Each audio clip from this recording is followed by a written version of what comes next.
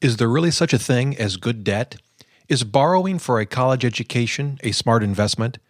And how do you get out of debt once and for all? We'll answer these questions and more on this, the 19th episode of the DoughRoller Podcast. Welcome to the DoughRoller Podcast, where the best thing money can buy is financial freedom. We help you make more, spend less, and invest the rest. And now your host, Rob Berger. Whether you're just starting out, buried under a mountain of debt, or well on your way to financial freedom, this is the podcast that can help you take your finances to the next level. Hey, everybody. Welcome to day 12 of the 31-day money challenge. Today, we're going to be turning to a new and I think critical topic, and that is debt. We all love it, right? Credit card debt, mortgages, school loans, car loans, boat loans, all of that. And what I've decided to do, we're going to cover debt over three days. Today, we're going to kind of look at the problems of debt, good debt versus bad debt, if there is such a thing. We're going to kind of compare different types of debts and the impact they can have on your finances. And we're going to finish up with my approach to getting out of debt, what basically my wife and I did to eliminate, a couple $100,000 in debt over a number of years. It was a fairly straightforward approach. I'm going to share that with you today. That's what we're going to do today. Tomorrow, we're going to focus exclusively on what's called the debt snowball. I think probably most people are familiar with it. If you're not, it's simply a way to climb out of debt faster than simply making the minimum payments each month. As part of that tomorrow, we're also going to look at the tricky question of which debts do you pay first? That seems to be a hot topic. Do you pay the smallest loans first? Do you pay the debts with the lowest interest rates? Is there some other approach? If you have some extra money to put towards your debt, where should it go? We're going to tackle that topic tomorrow. And in the third day of this sort of mini debt series, we've got a podcast. I call it "Which Way Is Up," and it relates to debt and other things as well.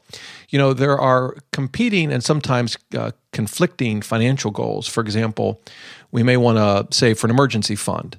We may want to get out of debt. We may want to maximize our retirement savings, and these goals can compete with one another. And I get a ton of questions asking, well, what should I do first? Should I save for an emergency fund before I pay off my debt? Should I pay off all my credit cards before I save for retirement? Or what about a child's education? Shouldn't I start when they're young? But what if I still have other debt? And so in the third day, we're going to talk about those various questions, and I'm going to give you my thoughts on how you can best answer those questions for your specific financial circumstances. And it's an important question. I think in some cases, you may have a number of options, and frankly, going one way versus another, paying off your debt first and then saving for retirement, or maybe doing a little both at the same time. They're kind of equal. You could probably do one or the other, and it wouldn't have a big impact one way or another. But in some cases, the answer to that question as to how you prioritize your financial goals between debt and savings can be very, very significant and have a very significant impact on your finances. And unlike some, I don't believe it's just one size fits all. I mean, it's fine to follow whatever, some 10-step program, but I think if you do it blindly, you could be hurting yourself. And so it's important to sort of understand the reasons behind different approaches that folks recommend. My goal is not to sort of force an approach on anybody, but to give you things to think about so that you can make an intelligent and rational and reasonable choice for your specific circumstances. So that's what we're going to do over the next 3 days. Before we jump into today's podcast, let me first give a quick shout out to our sponsors. The first is Betterment. It's an online platform that invests your money in both stock and bond ETFs. You simply select the percentage you want in each. Betterment does the rest. It also rebalances your portfolio automatically. It also reinvests your dividends automatically. You can check them out at betterment.com. And by the way, I'm still working on it, but I'm going to have an update of all of my 2013 investments. I'm going to show you everything, what I invest in, how they performed, and I'll include in that, I have an account at Betterment, so I'll include in that how my Betterment investments did. The second sponsor for the 31-Day Money Challenge is Personal Capital. Personal Capital offers a free online tool. You can link all of your investment accounts, taxable and retirement. It will show you your performance by the day, by the week, by the month, whatever. It'll also show you across all of your investments what your asset allocation is. It'll give you some tips with respect to your asset allocation. It'll also show you all of the fees that you're paying, which is a very important thing to track. You can check out that free tool at personalcapital.com. Before I jump into today's topic, I did want to respond to a reader question. I've been trying to do that with every episode. And this question comes from Steve. And actually, he wrote me a fantastic email, very long. I'm not going to read the entire email. I'll kind of summarize his questions. But he found the podcast from the YNAB forums. Recall, YNAB is You Need a Budget. We interviewed Jesse Meacham several shows ago. And I guess Steve found the podcast from the YNAB forums. And he asked me kind of two interesting and related questions about investments. The first is, and I'm just going to paraphrase because the email is rather long, but the first is, should your portfolio have real estate in it other than your home, of course? Should a well-diversified portfolio, investment portfolio, include real estate? That's question one. And question two is, if you're going to retire early, say before you can take withdraw money from retirement accounts without penalties, how do you fund that early retirement? If you tap your IRA or 401k too soon, you hit that 10% penalty. So what do you do? So let me quickly tackle these questions. In terms of real estate, here's my response. I think someone could have a perfectly fine, diversified investment portfolio without real estate. When you think about investing in real estate in the form of mutual funds, normally you're talking about REITs, right? Real estate investment trusts. And there are different kinds of REITs. Some invest in commercial properties, apartments. Some are in the U.S., some are overseas. Could you have a solid investment portfolio, a solid asset allocation plan without real estate? I think you could. That being said, I do keep 10% of my portfolio in REITs, about half of it in a U.S. REIT and half of it in foreign REITs. And I'll dive into the details of that when we get to the investing portions of this 31-day money challenge. But just to answer Steve's question, the reason I do is that I think real estate gives me added diversification over just to say U.S. stocks and bonds. And that's the main reason that I also invest in REITs. One could debate whether 10% is the right number, right? There's no sort of right answer to that. Some may only have 5%. I don't think too many books that I've read or experts that I've talked to recommend much more than 10%. But again, it's not. This isn't an exact science. That's why I invest in REITs, and it's with REITs, it's obviously very easy to get exposure to the real estate market, and it does tend to. Its returns don't track the S&P 500.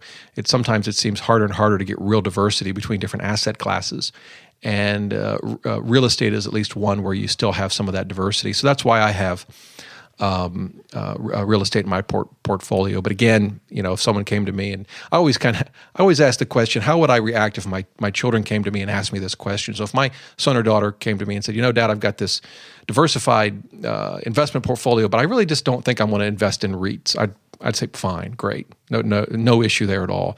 If they came to me and said, yeah, I've got 50% of my investments in REITs, we'd have to have a serious conversation. I think that's way too much. But for me, 10% is a good number. Gives me some added diversification. Is it critical? Nah, probably not. So that's the first question. The second question, frankly, is a little tougher. I mean, if your only assets are in retirement accounts where you'll get a penalty if you withdraw it early, then early retirement may be an issue, or your form of early retirement may need to just look a little different, right? It may mean part-time work or earning a side income. That's a challenge. If of course you've got investments in taxable accounts, then it may be that you can tap those instead of your 401k and your IRA. Of course, if you have Roth accounts, they work very differently. But from Steve's question, I assume he doesn't. And I guess that's one of those things where there's no easy answer. Again, depending on your specific circumstances. But I suppose in Steve's case, it's a good problem to have, right?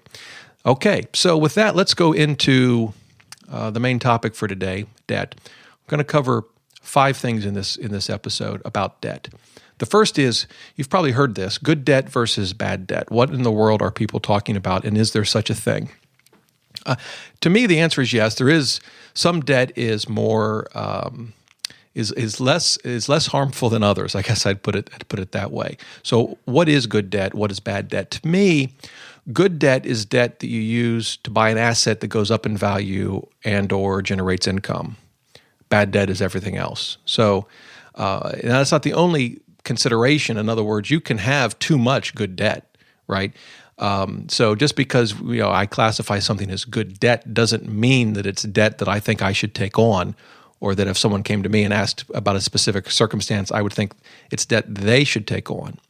But I do think there is some debt that is reasonable and can help you build your wealth. And most debt, though, I think, most of the debt that consumers have fall into the bad debt category. I think the real question is, so what, we classify debt as good debt or bad debt. How does that help us make good financial decisions? And so that kind of brings me to point number 2. I want to look at some examples. So the first one is a mortgage. A mortgage is generally considered good debt because you're buying an asset that in the long term goes up in value. Notwithstanding sort of the real estate crash we've kind of lived through over the last few years.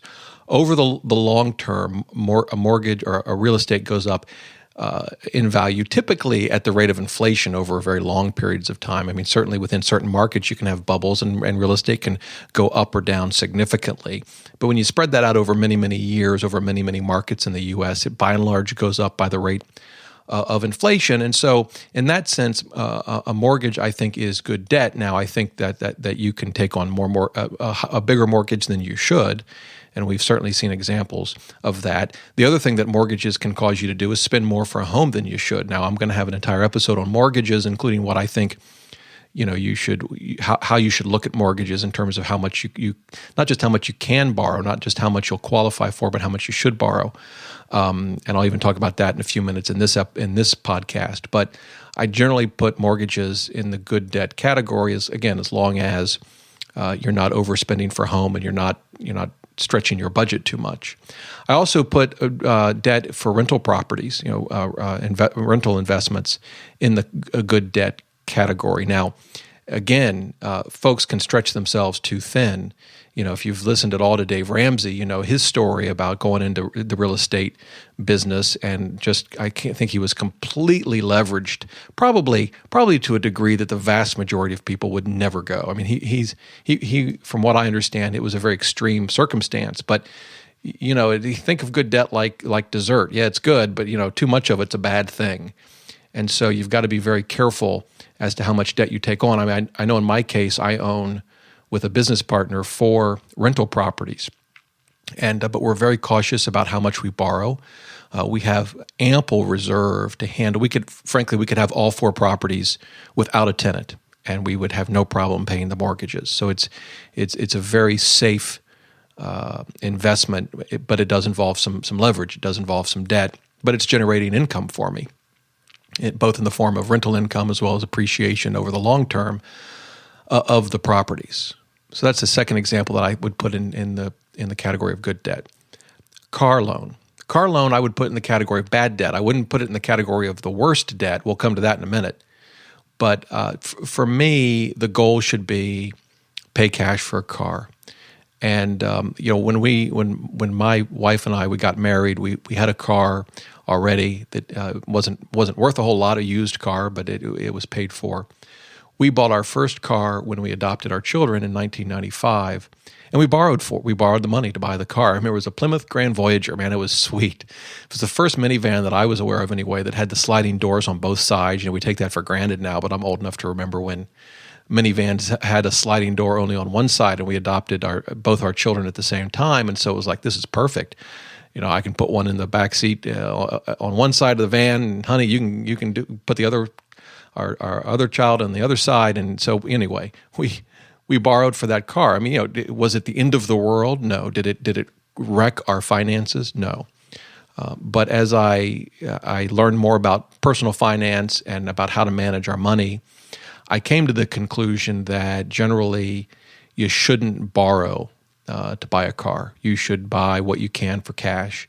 And that's what we've done since our last two vehicles. We bought another minivan. We replaced the first one with another one in 2005, 9 years ago. We still have it. We paid cash for that car, that van. And then a couple of years ago, I bought a used Camry. And we paid cash for the Camry. And I don't classify car loans as the worst kind of debt. Why? Because you are getting an asset. True, it's depreciating. It's certainly not an investment. But I think many people who find themselves with a car loan could, if they wanted to, sell the car and pay off the loan. Now, I understand that in some cases the car isn't worth the amount you've borrowed. Part of that depends on how quickly the car depreciates and how much of a down payment you made. But there is an asset that's backing that debt, and so for me, the whole thing of good versus bad debt is a bit of a sliding scale, and I wouldn't classify car loans as the worst kind of debt you could go into, but I still think it's a problem, and I'll come to why in just a minute. The fourth kind of loan that a lot of people have that I want to mention, I've got 5 here total. The fourth is school loans, and school loans are an interesting topic. Education is, I think, rightly so, a valued commodity in this day and age. About 30% of the population has a college degree, and that's up significantly from a couple of generations ago. And the job market is hard enough as it is, and a college education can obviously help you in a lot of ways. Here's the problem. First is a lot of folks are getting degrees that, frankly, from a workforce perspective, aren't very valuable. It's not to say that the topics they're studying aren't important, but particularly with sort of a general liberal arts degree, it's not going to help you that much get a significantly better job. And, it may be a great thing to study, and it may be a passion for someone, whatever it is, art history, or, the list can go on and on. I was an English major, so I got a liberal arts degree, although I had planned to and did go to law school. But these kinds of degrees have, I think you have to really question their value. And by the way, that's true whether you borrow to go to college or not. And when I've talked to our children about a college education and where they want to go to school and what they want to study, I'm always asking them, what's the end game? What's the point? Why are you doing this? What are you going to do when you graduate? Don't just assume a college degree is valuable. Not all degrees are valuable or of the same value. And it's a question that I don't think a lot of people are asking. A lot of college age students, it's kind of this feeling, well, I'll just get a college degree and I'll be able to find a job. It doesn't work that way anymore. And so it's important to understand what your goal is with your degree. And but the other thing is the college education, the cost has just continued to skyrocket. It's settled in a little bit over the last year or two, but I mean, certainly since I've graduated, the cost of education has just skyrocketed.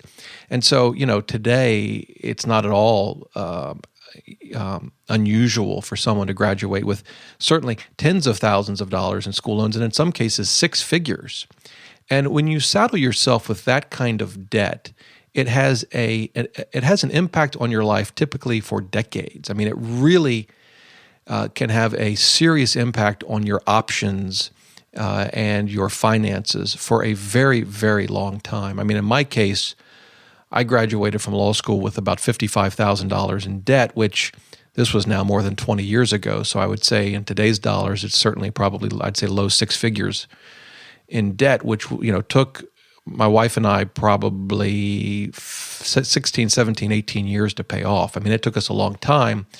and I was practicing law. So, you can imagine getting a liberal arts degree and having $100,000 in debt. It's going to have an impact on your life for a very, very long time. And so the thing that I stress, and in talking to our children and other folks of that same age, is do everything you can not to go into debt. And there are many people that do. They work 2 or 3 jobs. I know it doesn't seem like fun, right? You want to go to college and have fun and learn, whatever, but you're going to pay a price for it eventually. And so folks that go and work during college, and also think about the schools that you're attending. In Virginia, for example, you can go to a 2-year school and get your 2-year degree, and then if you get a good enough GPA, automatic admission into the other 4-year colleges to finish your degree, including some great schools, William and Mary, Virginia Tech, UVA. And the cost is relative to a lot of the private schools very small. I mean, it's not insignificant, of course. But you combine that kind of approach to college education along with working hard, and I think you can graduate with a degree with little to no debt. And I've interviewed folks on this podcast already who talk about having gone through a college without debt. So it's certainly doable. And so school loans are not the worst kind of debt you can have, particularly if you get a college degree that you can use to land a good job. But they're still, I think, questionable enough that you ought to do everything you can to avoid them. And that brings me to the 5th type of debt that to me is by far and away absolute worst and should be avoided at all costs, and that is credit card and other consumer debt. And this is the kind of debt you rack up and you don't have anything to show for it. I mean, you go on you may have memories. You go on vacation, you go out to eat, you buy clothes that after you've bought them are worth pennies on the dollar. And so you rack up credit card debt, and all you're really doing is mortgaging your future with this debt. And of course, you add to that the high interest rates on credit cards, and it can easily spin out of control. And if you think about, I was thinking the other day, what's the most popular personal finance book right now? If you go to Amazon and you look it up, it's Dave Ramsey's the Total Money Makeover. I mean, who's reading this book? It's people that don't have any savings, right? His first step is save $1,000. It's folks that don't have any savings and folks that are in a lot of debt. And he's, of course, helped a lot of people. And if if you're in that situation, I think his book is a good one to read. But part of me thinks, well, wait a minute, how do we help people to avoid getting into this problem in the first place? I mean, if you're in good financial shape, or you're young and you're just starting out, your goal should be never to have to read Dave Ramsey's Total Money Makeover. That should be your goal. I don't want to ever have to read that book. You don't want to put yourself in that situation to begin with, and credit card debt will put you there faster than anything. Okay, I've said enough about credit cards. By the way, I've talked in the past, my wife and I charge almost everything to a rewards credit card, but if you think doing that will get you into trouble with credit cards, don't do it. Don't do it. It's not worth the risk. Okay, so with that, I want to move to the third point to today, third topic out of 5, and that is, so what's the problem with all of this debt? I mean, at one level, it's kind of obvious, right? You end up with this debt that you have to pay off in the future, and that's really. But before we even get to that, borrowing generally causes us to spend more than we should. I found that to be true. If in my last car, I paid cash for it, and I remember at the time thinking, well, I could get a loan, I can afford it. Do I want to take money out of my? It kind of hurt to take money out of savings. And I was looking at different cars, and including some that were more expensive than the used Camry that I bought.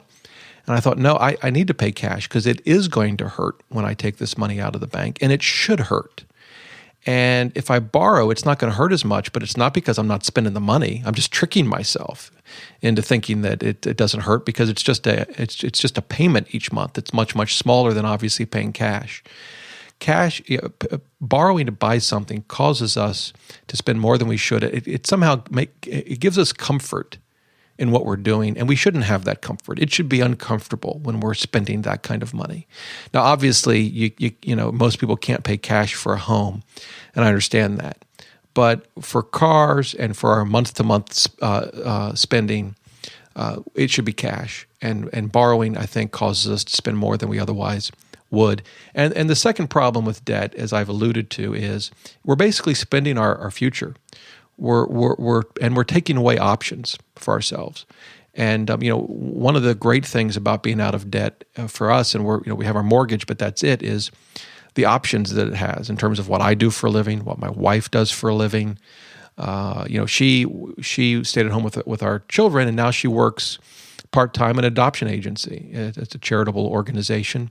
She's an adoption counselor. By the way, if you're listening to this and you're thinking about adopting or making an adoption plan for a child, shoot me an email, dr@DoughRoller.net. Happy to answer any questions you have, point you in the right direction with resources.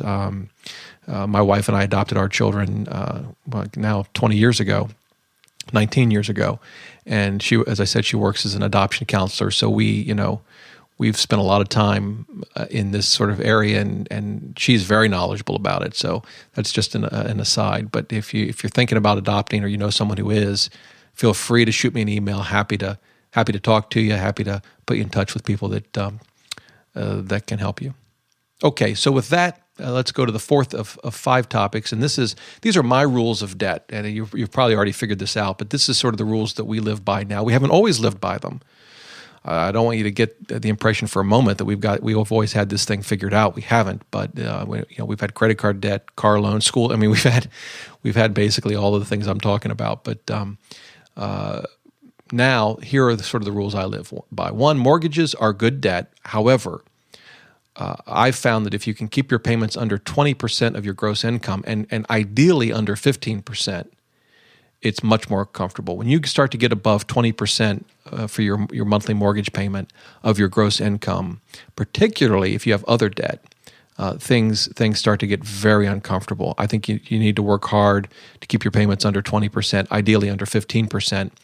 And you can qualify with a higher ratio. And again, we'll talk about that when we get to mortgages later this month. But I've found, having owned now, this is our second home. And when we started out, our mortgage was more than 20% of my gross income. Today, it's much lower, and it just is much more comfortable. 2, never borrow for a car. You've probably figured that one out. Never borrow to buy a car. And that forces you to make sacrifices, right? It forces you to buy a car that maybe isn't as nice as you'd like. But I think down the road, you'll be thankful that you did, and you'll find, at least I have, that cars, this may be sacrilege for some, they're just not that important. When it comes to quality of life, for me anyway, driving a car that's going to get people's attention when I go down the road just isn't important. It's not worth going into debt for. Number 3, never, ever let your credit card debt carry over to the next month. If you do use credit cards, pay them off in full every single month, or don't use them. And number 4, and I know this is a bit controversial, but it's the rules that we're trying to live by with our children, and that is never borrow to go to school. Again, I know that's hard for some folks. Some folks have parents that help, some don't. But I've talked to enough people that I think the vast majority of people can get through a reasonably priced good school, good college, university without borrowing. So those are my rules of debt. And that brings me to the 5th and final topic for today's podcast, and that is the get out of debt plan. Now, at one level, getting out of debt's easy, right? You just pay off your debt, don't go into more debt, and eventually you'll be debt free. And that really is about as simple as that. But I kind of think about it, and this is how I thought about it with my wife and I. I think about it in 4 steps, and let me just give those to you quickly. The first, of course, and the most important of the 4, by the way, is you got to stop going into more debt. If you stop going into more debt, you'll eventually be debt free. Now, there's ways to shorten the process and make it a little less painful. I'll talk about that in a minute. But you got to stop going into more debt, and you got to get radical about it. Again, if it means cutting up your credit cards, not taking them, not using them, buying a car that maybe isn't the nicest one on your street, whatever, you got to stop going. You just got to stop going into more debt. You just got to make that pact. And I know from experience it's not easy, because going into debt is an easy thing. It's just a little bit of debt. The payments won't be so bad. The furniture looks nice. If you want to get out of debt, you got to stop going into it. Now, some of that is planning. We've talked about budgeting in earlier episodes during this 31-day money challenge. So part of it is planning. For example, saving for a new car years before you actually need it. But I think more than anything else, it's just a decision. You just decide it, and you gotta stick to it no matter what. And so that's step one. I know that's not. I'm not suggesting for a moment that this is some earth-shattering principle. It's not. It's basic, but you got to stop going into more debt. Step two for me, and this is something that we did, is eliminate your debt. What I mean by that is you may have some debt that you can get rid of immediately. We did. I had a loan on a car that we just didn't need. I sold the car. I love that car. It was an Acura. Great car. Missed that car. But I wanted to get rid of the debt. Getting rid of the debt was more important to me than keeping the car. Now, you can't obviously get rid of all debt like this, but you can make some tough decisions. Some people move, sell their house and move. That's more extreme. Obviously, it's more disruptive to your family to do that. There are costs associated with moving. I'm not suggesting that's the right choice for everybody, but it's the kind of choice you can consider. Selling a car is obviously much, much easier, but look at your debt. Is there debt that you can eliminate? Do you need that car? And if you're reading along on the blog, you know that Abby Hayes, who writes for DoughRoller.net, we've just started a series, and we published a post she wrote about her husband and her getting out of debt, and that's their goal. It's going to take them longer than a year, but they want to make great strides in 2014. And one of the things they're going to do is sell their car. That's part of their plan. So you can eliminate debt. That's step two. The third step is to refinance all of your debt, that you can. You want to look at every debt you have and ask, can I lower the interest rate? Whether it's refinancing a mortgage, refinancing a home equity line, transferring credit card debt over to a 0% card, refinancing a car. One of the things we did was we used a home equity line of credit that had a very low interest rate, and transferred some higher interest rate debt to that home equity line of credit. Now that's risky because that line is backed by your home. So if you didn't pay it, you could in theory lose your home. So I don't recommend that for everyone. You've got to make that choice for yourself. But the key is to get the interest rate on your debt as low as you possibly can. Now that may take some time. It may not all happen at once. You may need to increase your credit score first before you can qualify for a lower mortgage rate or even qualify for a 0% credit card. That's why we talked about credit scores over the past 2 days and why they're so important. So this may be a longer-term process for you. This may not just happen quickly.